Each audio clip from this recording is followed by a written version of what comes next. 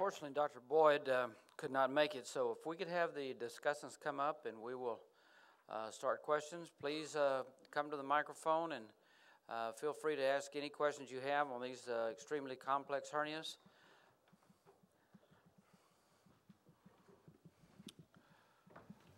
Okay, we have a couple of people coming to the microphone. That's great.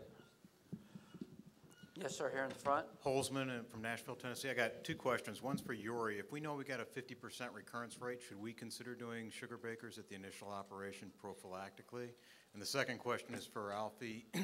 The subcostal, putting those tacks up there in the previous talks about putting tacks around the hiatus, there have been at least 2 MAUDE reports of cardiac injuries placing tacks up there. Do you do anything superiorly to make sure you're not on the diaphragm placing those tacks? Well, I didn't touch upon stoma prophylaxis. I think it's the whole different story. How to, obviously the best treatment would be prevention. And by going beyond that, for the repair, I sort of learned from my own experience, keyhole looks good and it just doesn't work as well.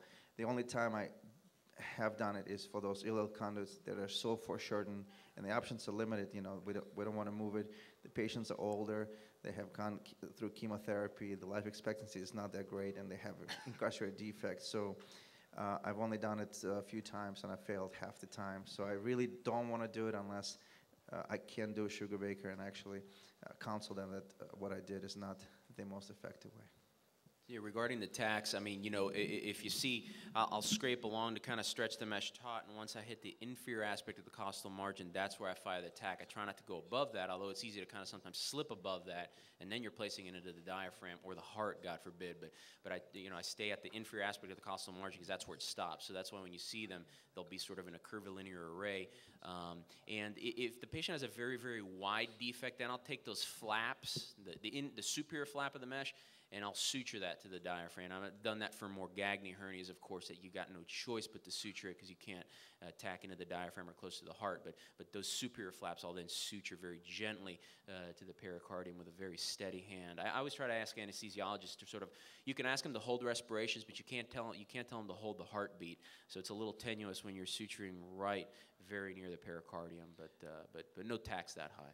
I have a quick question for Alfie. I was always taught to avoid pubic symphysis itself, tack into the Coopers, but not going through the cartilage. And you seem to just drill there.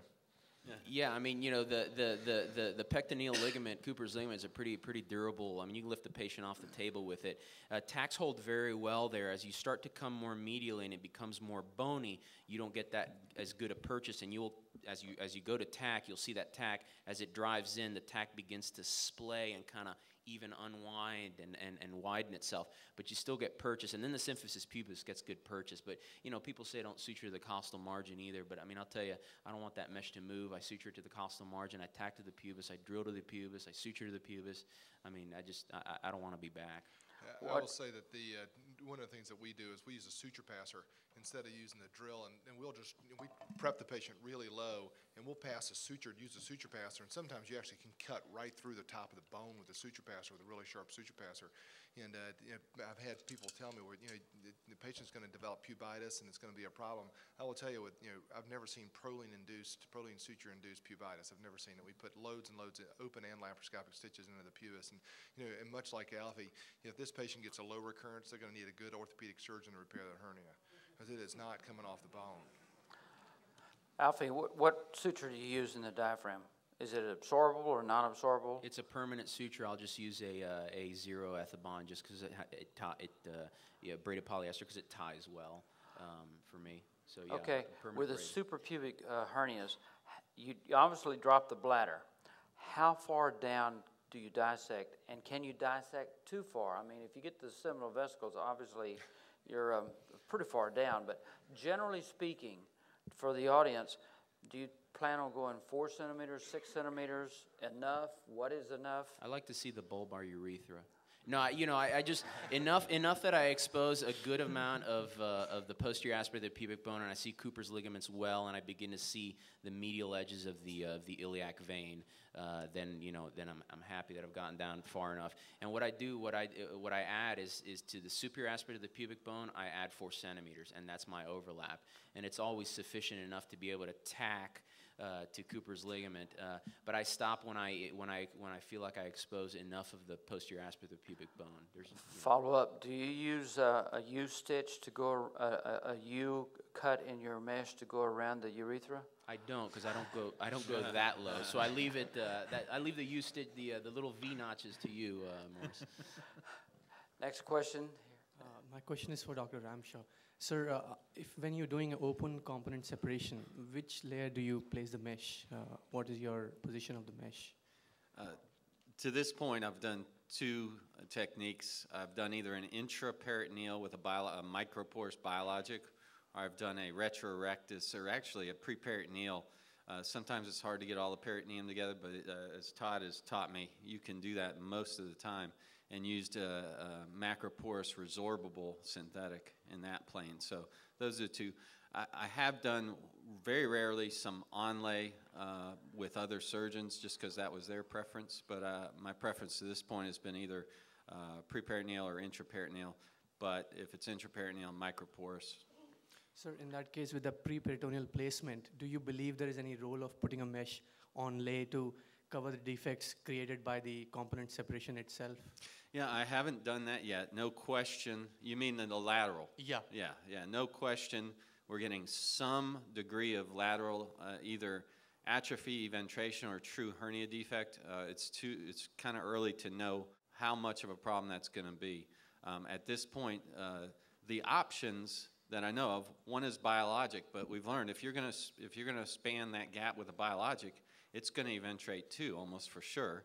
And if you're going to use a synthetic, now you're in the sub-Q, and the wound complications go up. So I haven't felt comfortable with applying the options available to a problem we don't know what the extent is yet. But you haven't seen such problems in your experience yet. Is that what you're saying? You know, there's a surgeon in Missouri. I haven't because I keep moving. No. There's a good friend of mine who's a surgeon in the area who I think one of our patients has some eventration laterally. I'm not sure if it's true hernia or just some eventration. And I don't think he's operated yet, but I think he's clinically seen that. I know Todd's heard of some, had some referred to him. So it's an issue. And just like anything in our careers, when we come up with a new, next great idea, we're going to have unexpected things happen. This is not completely unexpected, but it's going to happen. We just don't know what the extent is going to be and what the impact is going to be. It may be not that big a deal. My first option would be looking laparoscopically, because where it is laterally, it's a very amenable to a laparoscopic reinforcement, but I haven't had to do that yet. I think your questions are terrific. At the American Hernia Society, I loaded a panel once where you just kind of throw the ball out there and let everybody scramble and dive and fight over it, because you get Andrew Kingsnorth, who's past president of the European Hernia Society, and he does an onlay for all of these. He whip stitches a lightweight polypropylene, circumferentially, and he does cover the lateral sides. With biologic. With a biologic. Then you get Kanzi, who do a Reeve Stoma repair, and that's it. And then we do a preperitoneal repair, and we go beyond the cut edges, the lateral edges of the external oblique, because we have had several patients actually refer to us who have eventration, and that is a whole other problem and issue and hard to fix. And in patients where we do have contamination, we can't get that far lateral, perhaps we'll put a biologic out there laterally and just whip stitch it to the cut edges of the external oblique. So there is no right answer. I think your questions are all very appropriate. Thank you, sir. Yes, sir.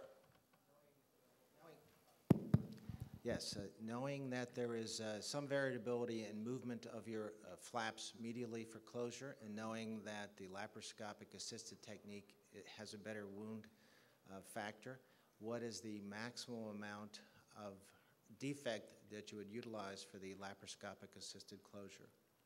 That's another reason why I'll do that midline incision first. With that midline incision, you can actually, grab the fascia and pull and kind of get an idea of what the compliance is going to be like. So if it's moderate or less loss of domain with good compliance, or you're doing it for a fistula or other things where the domain's not an issue, I'll go ahead and do an endoscopic component separation. I estimate, total guesstimate, we can get about 75% max in some cases of the closure that we can compare to completely open. And sometimes it's less, again, depending on compliance for a variety of reasons. So those are kind of the algorithms that I'm using currently. Yes, sir. Hello, Jose Espinel from Western Massachusetts. A couple questions. One is in shoe breaker repair and other lower abdominal quadrant hernias. When you're laying your mesh and you're going pretty low, there's always that corner where you're going to have some wrinkling of the mesh. So any tips on how to avoid that? Some people make a slit on the mesh or something like that. That's one question. Regarding the endoscopic component separation, any management for drains? So do you guys place any drains for the endoscopic component separation? How long you leave them? Are you using any type of sclerosing agents to avoid seroma formation? Do you mean the like inferior corner? Yes, correct. Well, what I do, typically for laparoscopy, when we preload those cardinal sutures, we put them in the midpoint of each side. For sugar baker, the side that's going to be my lateral, where the conduit is going to come out, I actually put the stitches at the edges of that side. And also the two stitches that I pull out first. So my corner is tight, and so that's the first two stitches. And then I'll put extra two stitches in immediate vicinity to the conduit itself. And then I just follow myself both inferiorly and superiorly towards the midline, and then I fix the across the midline. So I don't have, like in typical laparoscopy, I don't have that edge flopping in the breeze, that distal-most edge. That low corner, if you're looking at the abdomen and this is inferior, superior, and your stoma's here and you're going lateral, that inferior corner, I mean, you're putting a flat square piece into a curved three-dimensional, and it's going to wrinkle down there. And frequently what I will do is I'll actually cut the peritoneum. Usually the peritoneum's not violated out there. I actually will cut the peritoneum much like a tap hernia. Just sweep the peritoneum down very quickly, and because you can't tack down there and you can't seal the mesh otherwise, and I always worry about the bowel slipping in there. And so if you're behind the iliac crest, so I will actually stick it in the preperitoneal space down there and either glue the edge of the mesh inferiorly in that preperitoneal space, or sometimes I'll actually bring the peritoneum back up again, and when I tack the mesh in, I'm tack the peritoneum to the mesh, to the abdominal wall, and just kind of let that mesh lay out there in that corner going into the pelvis. Does that answer your question laterally? Yes. And so because you can't fix it, or not well, unless you can glue it to the peritoneum, but I like to stick it in the preperitoneal space. As far as the endoscopic component separation and drains, I no longer use drains laterally. I did it first. I don't think we've had problems not using drains. We do use binders. In the midline, it'll depend. I'll selectively use drains in the midline if there's been a lot of contamination, or if we've done a significant sub-Q dissection for suturing in the mesh and there's dead space there, I'll selectively use a drain. I wouldn't necessarily use anything to stick down in the endoscopic, but Todd's group has some phenomenal data evolving with the use of talc for the big open component separation where you do have this massive sub-Q dissection. So we're very interested in that. Thanks. Yes, sir. Yeah, hey, Stephen Bowers from Mayo Jacksonville. In the patients who have a prior even-treated biologic that you're going to go back by laparoscopy and repair that with a synthetic, does that heal okay? I worry about a chronic seroma, about that tissue interface, that biologic interface not sealing to the mesh. So I have in practice excised those via open. But in your experience, if you do it by laparoscopy, does that result in a chronic seroma, or does that tissue interface seal? Not so far chronic seroma, but I have had one case in a patient who had a history of wound infection where I think the biologic that remained harbored some contamination, and we did get a secondary mesh infection with the laparoscopic mesh. So that's the one case that I would consider excising the previous biologic, either laparoscopically or an open incision, and consider my mesh choice with the burden of probable or possible contamination in an old biologic. Other cases we've done, like the video I showed, we haven't had trouble with the seroma. Stephen, I think a lot of it has to do with just how well the mesh is incorporated. And if it's hanging there and you take a sand wedge, take it off the abdominal wall, then I would take it off the abdominal wall. But if it's well incorporated, we've always left them, and I can't say that they are more inclined to develop seromas than just a regular hernia sac that you would leave laparoscopically. A couple of more questions, Dr. Carbonell. You're right down around the obturator nerve. Do you worry about the obturator nerve? Do you take any special precautions dissect it out and see it, or you just assume where it is and try to keep your staples, et cetera, away from it? Number one. Number two, do you ever modify your mesh and make a tongue that goes down a little bit deeper behind the symphysis just for extra hold, say in a heavier patient, a much heavier patient? No, I mean, I think, you know, so I don't make an extra tongue. The 4 centimeter overlap that I allow below the superior aspect of the pubic tubercle is often enough to get far enough down. And I mean, with a bone anchor, I mean, you can lift the patient off the table. That's pretty durable fixation, and it's hard for somebody to pull that off. And even for a patient to recur there, even for patients that are obese, and maybe their defect doesn't come that low, but it comes even within 6 centimeters of the pubic bone based on their size, I'll just use bone anchors because I want that durable fixation. Regarding the obturator nerve, I mean, you can follow that. There's an anastomosing obturator vessel that comes off of inferior epigastric and will walk you down to the obturator space. I mean, I can't get tacks that low. They won't purchase on the bone. But Cooper's ligament sits anatomically above the obturator space and the obturator foramen, and that's where I get tack purchase. And invariably, I know I'm too low when I'm firing tacks, and I've got some videos that I don't show, but I'm firing tacks, and it seems like nothing is going through. It's going through the mesh, but it's not going into the bone, and it's because I'm too low, because it doesn't go into bone. I need to be on pubic tubercle, the pectineal ligament, a little bit higher. So I don't go that low. Thank you. Bruce, is there any way you can predict preoperatively which patients are going to allow you to have a good component separation, either on the basis of history, physical examination, or whether the ring is super fibrotic, how long it's been there, how far the rectus muscle has contracted back? What goes into your thought process as you're evaluating these patients? Yes. No. Yeah, all the above. I mean, they have begun to work on algorithms for CT scans, being able to estimate the degree of domain in the abdomen versus the degree of eventration. I don't think we have this, the science the absolute way. I know I've been with Mike Rosen. He, in the clinic, actually says he pinches bilateral rectus muscle and lifts it up with his hand and tries to see. I haven't tried that. I don't know how comfortable that would be for the patient or me, but doing some simple things. Laying the patient down on the table, making sure it reduces. Certainly intraoperative, you can begin to look at the compliance. One of the things we've done several times, especially when the defect size is moderate and the loss of domain is pretty significant, is go in laparoscopically first. I've been surprised at the variability. When you go in laparoscopically, if the compliance of the abdominal wall is very good, you have plenty of room. If the compliance of the abdominal wall is very bad, you have much less room than you expect, and we've utilized placement of a port and chronic pneumoperitoneum in that setting. So I think it's a variety of all the things you mentioned, the things I mentioned, and using your best judgment, and then telling the patient, hey, nothing's guaranteed until you get there in the OR and find out for real.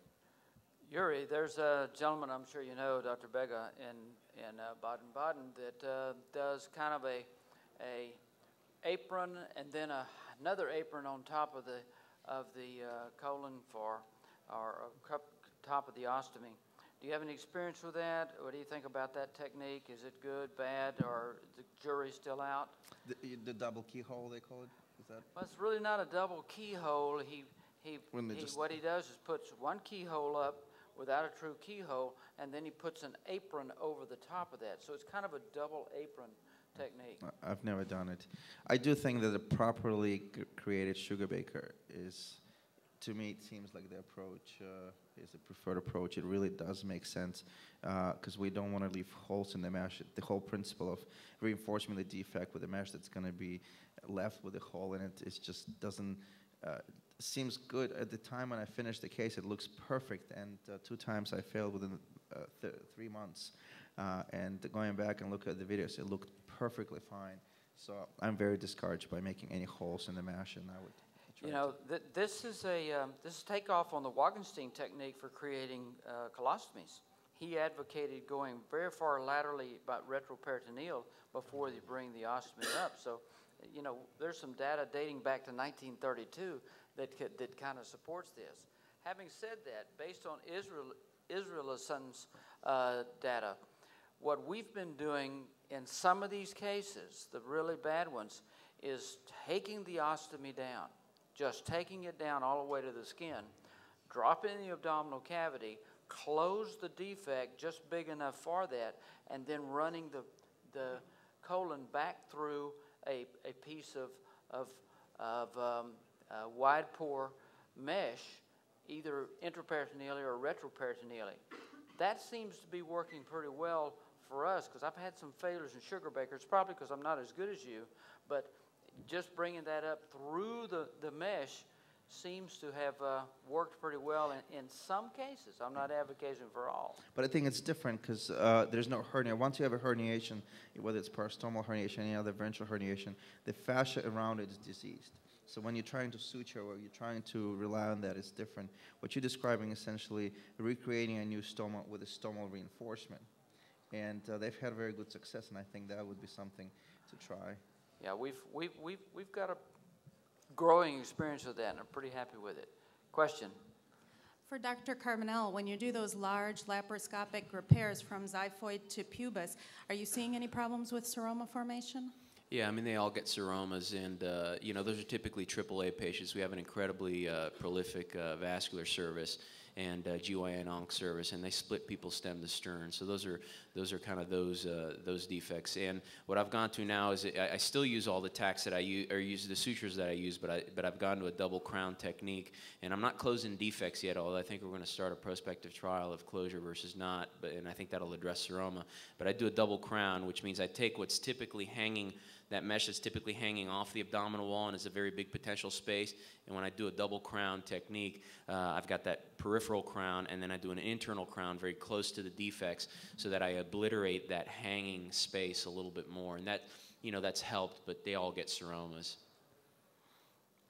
Additional question?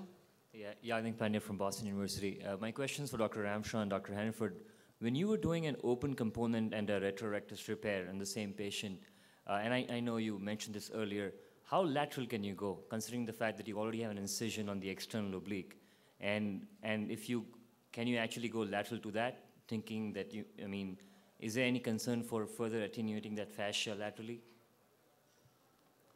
Yeah, I have not typically done a retrorectus after the open component separation. I've either used the intra-abdominal location or a preperitoneal location, partly for what you say. And many of those patients, the rectus is contracted. You have sometimes only 2, 3, 4 centimeters before the lateral border of the rectus. And if you went past that into the transversus, now you have even less of a lateral abdominal wall. So we've typically used intraperitoneal or preperitoneal and left that intact. Thanks. Let me just add one quick thing. If you think about anterior component separation and posterior component separation, you can combine traditional Stoma, meaning staying within the rectus sheath, with anterior component separation, but you cannot combine a posterior one. So posterior could be extended beyond the linea semilunaris, but that in itself is should not be combined with anterior. Just.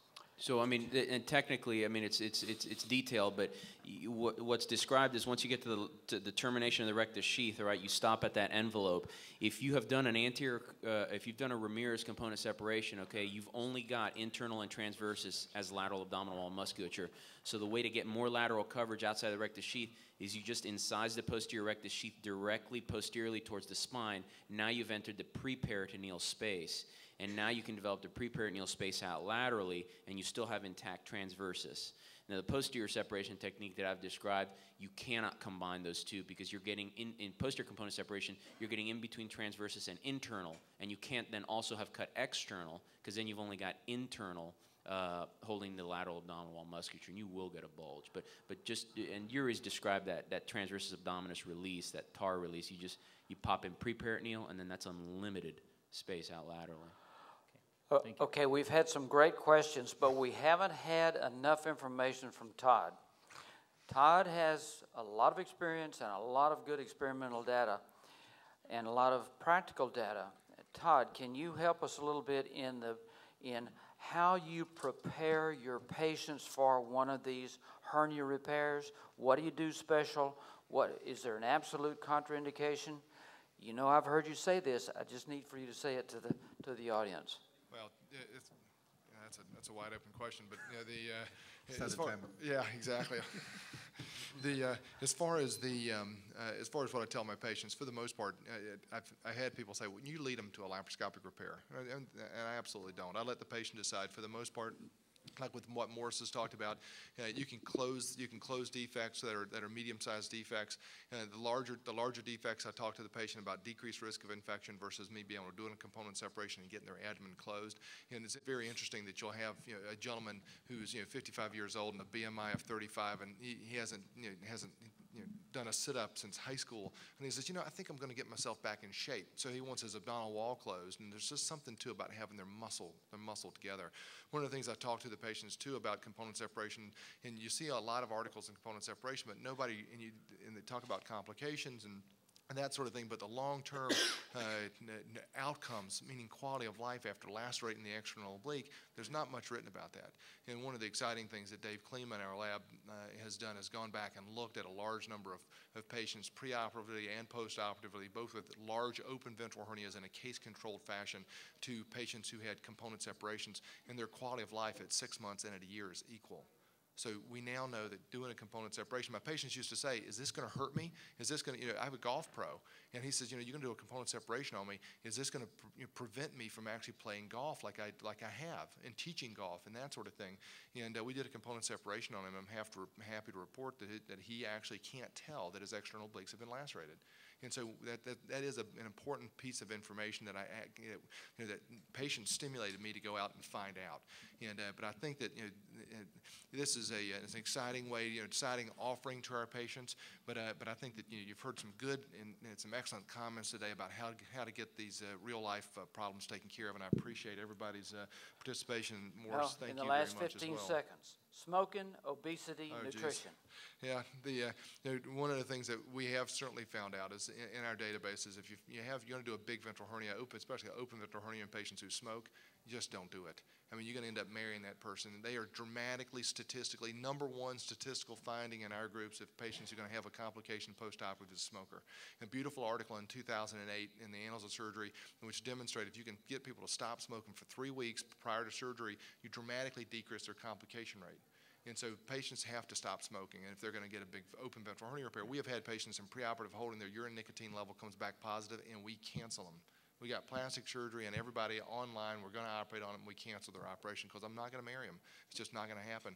And nutrition, I think there is definitely something to that. We talk to our patients about it. Weight loss can be incredibly important. And if people can just lose weight, like 20 pounds short term, it can really help you get their abdominal wall closed. There's no question about it. We've learned a lot from our bariatric colleagues about liquid diets and high protein and all that stuff. And acute weight loss the right way, I believe, really helps you get their abdominal walls back together again. No question about it. Just get them off the sugar. Off the sugar. Thank you very much. You've been a very attentive audience. We really appreciate it. Glad you came.